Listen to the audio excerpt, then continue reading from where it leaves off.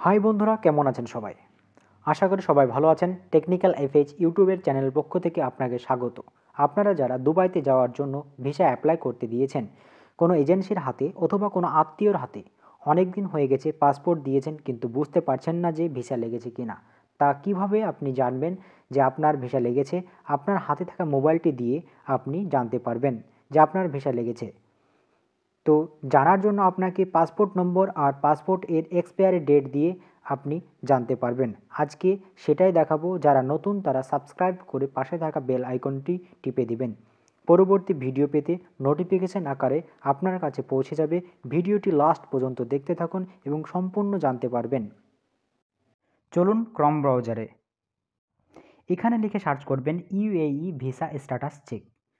এরপরে আপনার এরকম একটা পেজ খুলে যাবে। তারপর আপনার আইসিপি স্মার্ট সার্ভিস ক্লিক করবেন। তারপর আরেকটি এইভাবে পেজ খুলে যাবে। এরপরে আপনি পাবলিক সার্ভিসে ক্লিক করবেন। পাবলিক সার্ভিসে ক্লিক করার পর ফাইল ভ্যালিডিটিতে ক্লিক করবেন। তারপরে আপনার পাসপোর্ট ইনফরমেশনে এবং ভিসাতে ক্লিক করবেন। তারপরে আপনার পাসপোর্ট নম্বর আর তারপরে পাসপোর্ট এক্সপায়ারি ডেট বসিয়ে দেবেন।